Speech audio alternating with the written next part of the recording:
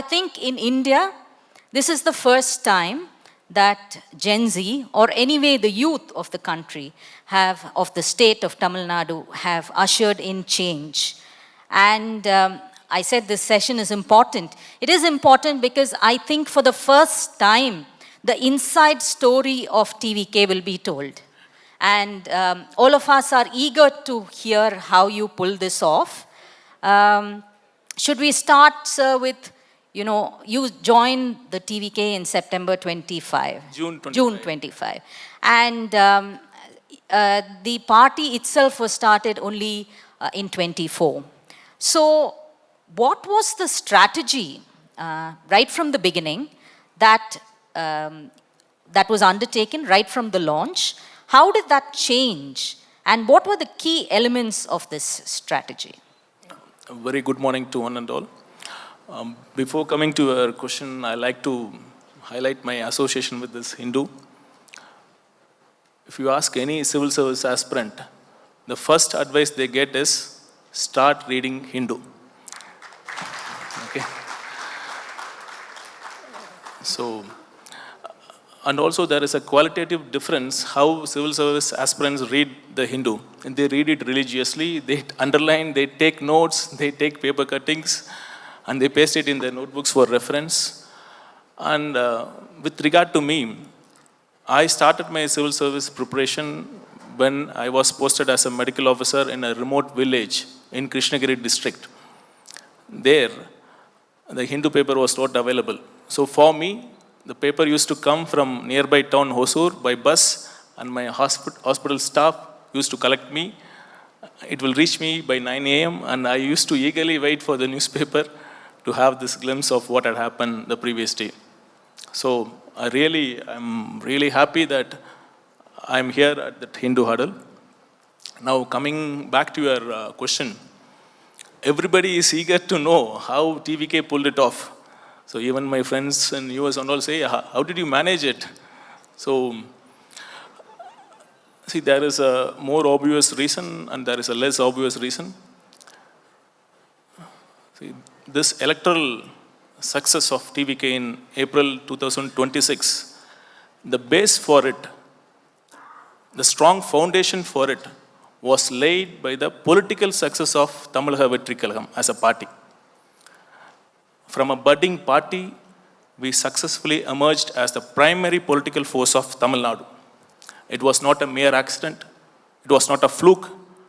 It was by clever strategy and clear goals and clear vision and the courage of conviction of our leader. See, this political success rests on two main pillars of TVK. One is, of course, the charismatic leadership of our leader, C. Joseph Vijay. Many people tend to see him as a great actor, just an actor. But no, please understand. Imagine the situation, for the past more than 60 years, Tamil Nadu had been ruled by these two parties, well-established parties, and nobody, even in their wildest dreams, would have thought that a fresher, see, like a first-generation entrepreneur, a first-generation graduate, our leader is a first-generation politician. A fresher can start a party and take on both the parties and unseat them. Nobody would have thought that. So, by sheer leap of faith, by his courage of conviction, he took the bold step to get into politics and to reform it. This move, this courage of conviction, this bold step of coming out of his comfort zone when others previously had hesitated and others had failed, this bold step of him earned the respect and love of the Tamil people. So TVK's support base is not just his fan base. It's much, much, much bigger. And that's why I keep saying, political Vijay is more powerful than actor Vijay. Then the second aspect of the success, the strong ideological grounding of the party. See, Tamil Nadu is an ideological state. Without ideology, without clear articulation of the ideology, it would have been easier for other parties who have been waiting eagerly to brush it off as a B team of somebody else, of a C team of somebody else. But we clearly, even in the very first conference, we clearly articulated our strategy. Our leader articulated our ideology. That is secular social justice. That formed the base. That formed the base on which the entire edifice of TVK stands. And I would say these two factors pulled it off and formed the base for this electoral success of TVK. Right. And one more thing.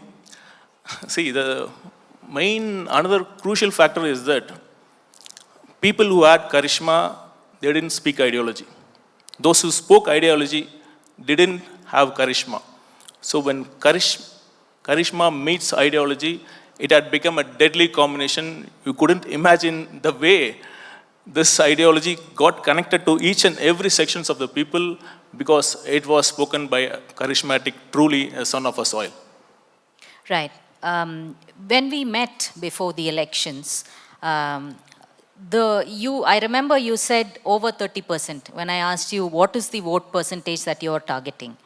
At that point, it seemed very incredulous, let me admit. But the party, the TVK, has scored over 35%, nearly 35% of the vote percentage. Now, honestly, post facto, did you expect this kind of one vote percentage to the number of seats? Incidentally, the TVK has 108 seats, completely unexpected in the Tamil Nadu legislature. They fell short by 10 seats, but that was managed with coalition partners, post-election coalition partners. But my question is, did you anticipate the scale of your victory? See, as you said, we had met last year. So now, even at that time, I was very confidently saying to Madam that we have crossed 25% and we are nearly touching 30%. See, this is not a sign of overconfidence. This was based on facts, hard facts and ground reality. See, there was such an anti-incumbency which was prevailing, this undercurrent of anger among the people, their livelihoods were suffering. So, as I had said earlier, for the past 60 years, people of Tamil Nadu were really, they were waiting for a leader, a truly universal leader. That leader had come, and the facts which I have told you was based on our internal assessments, which were, our leader is very, very strict, disciplinarian, and anybody can't mess with him. So when we speak the facts, it should be right. And it was the true facts which I had mentioned, and it turned out to be a fact. Then you mentioned about that 108 seats. See, now when I see in retrospect, I see this has been the best mandate for TVK. Even if we had got, say, 130 or 140 seats, I would say this is the best because the people of Tamil Nadu in their infinite wisdom have given this for a reason. I feel, see, imagine DMK is our stated political rival, which would have been more painful for DMK. We getting 130 or 140 seats and forming a government on our own with their allies intact, or we getting 107 seats, falling short of majority, and we were successfully able to pull off their allies. Now, DMK has not only lost power, they have lost their allies. This is a truly a secular alliance, ideological alliance. DMK has never, ever won an election without their allies, even right from the beginning. So, this mandate, I feel, even if it is 108, falling short of majority, is the best mandate we can imagine.